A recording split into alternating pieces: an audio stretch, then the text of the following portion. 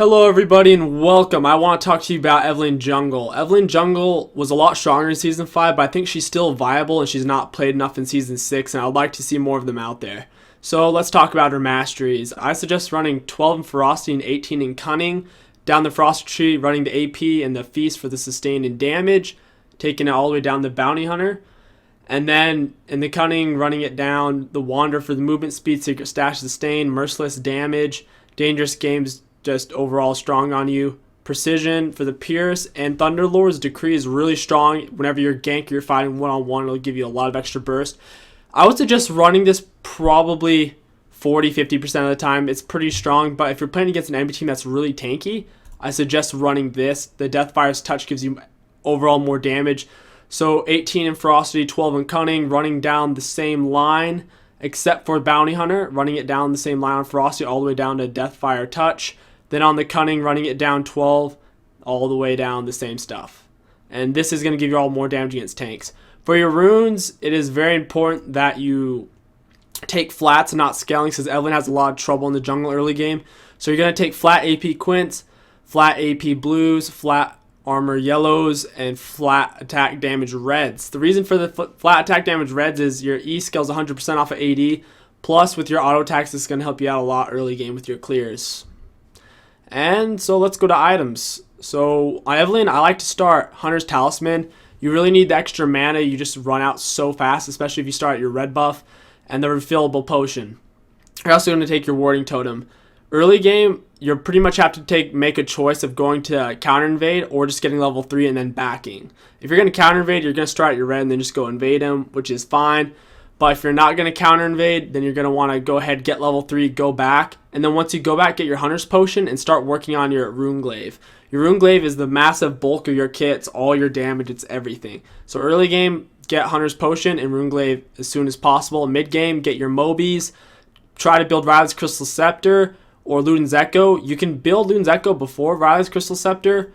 If you're really far ahead, I suggest going Ludens so you can keep stomping. But if it's kind of medium, go Rylai's because it's overall a stronger item on Eve. It's a safer pick. And so that's pretty much your 4 items. You got 4 core right here. And then so for your optional items, you're going to go ahead and sell this later on late game. And so for your last 2 items, if they have a lot of AD and stuff, and if you don't have a lot of tanks, go ahead and pick up a Randuin's Omen. If they have a little bit of AP, pick up Banshee's Veil. If your team is already very tanky and you're the only damage on your team pretty much, get a Lysandre's Torment and a Dead Man's Plate, just whatever you feel like would be best for the situation. Let's jump into some gameplay. You're going to want to start whatever side your bot lane is on. So in this case, as you've seen, I took my Gromp, I smited it, got my Gromp buff. And then I got to go ahead and use one of your potions. And then I went over to Lee Sin to counter jungle him. He's in the middle of doing his red. He smited his golems. I take his red from him. That put him really far behind because now he has like no health. So if he goes back, he's missing out on experience and gold. And if he stays, there's not much you can do since he's so low on health. Plus, I got a free red buff, so it's a pretty sweet deal.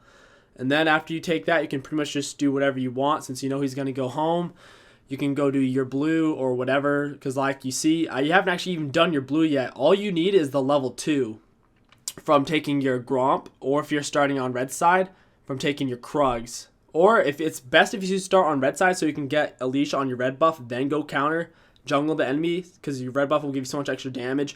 Like you see, Lee Sin stayed because he's a dingleberry. He stayed.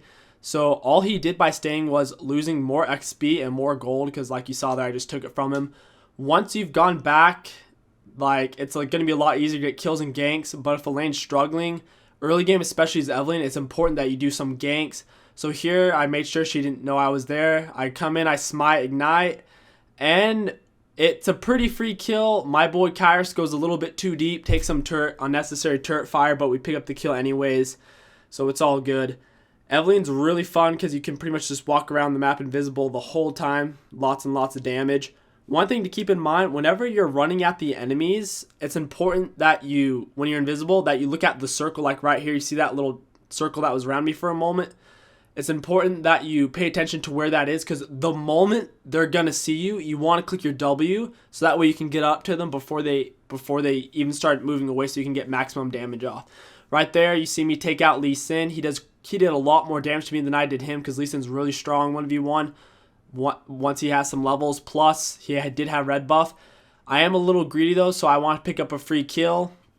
I'm pretty low on health, but once you have your Sheen and your smites up, you can fight a lot of people like MF. I know she's probably looking at the shop. I know it's going to be a free kill. I pick her up. Zach flashes like he doesn't know what he's doing. Zach just blows his flash. I pick up a free kill. At this point, I'm snowballing pretty hard. I have 5 kills. Once you do have your Runeglaive, you can do a lot more stuff. Like you see here, I straight up run in.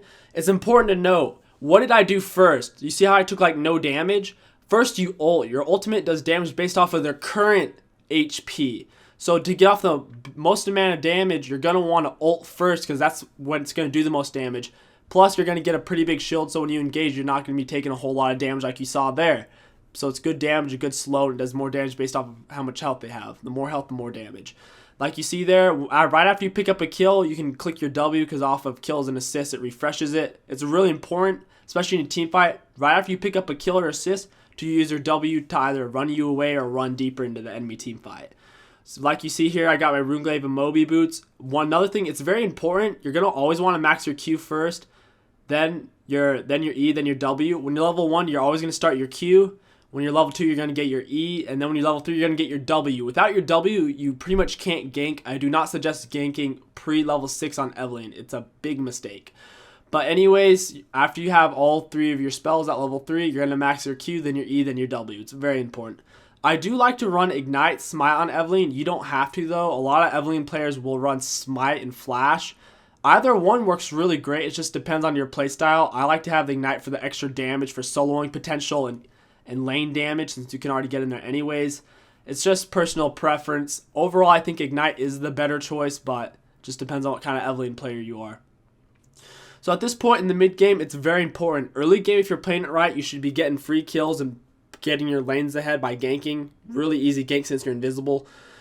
In the mid game, it's very important what you do next. Hopefully you're farther ahead than the enemies are, which will give you huge advantage because then you can just keep snowballing on them. And once that is the case, you're going to want to go ahead and group with your team and just keep shoving down the enemies. Make sure you try to pick up dragons. That's one of my weakest aspect, and a lot of you players is not picking up objectives. You'll get kind of bloodlusted and just try to get kills. And that's not the worst thing, but make sure you stay focused on objectives and doing what's best for the team as well. You don't want to just be thinking about yourself and getting kills.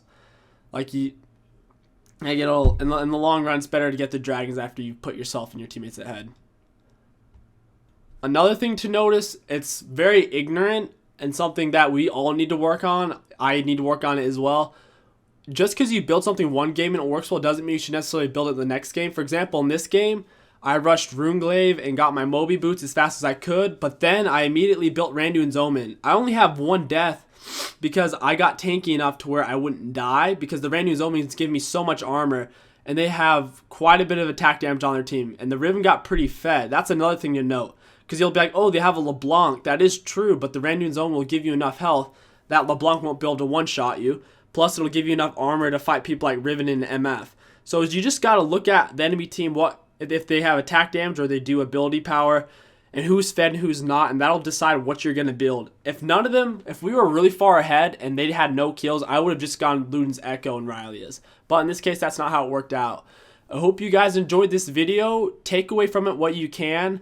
There's a lot of tips mixed in, so you kind of have to watch the whole thing through. I do think Evelynn is viable, and I think she'll be a good pick for you guys, especially in lower elo. She can stomp pretty hard. I wish you guys the best of luck, and on a final side note, check out this wicked channel outro artwork. It's courtesy of the anime Dezu. This guy, dude, you're a beast, man. Thank you so much. Thanks so much for watching, and I'll see you guys next video.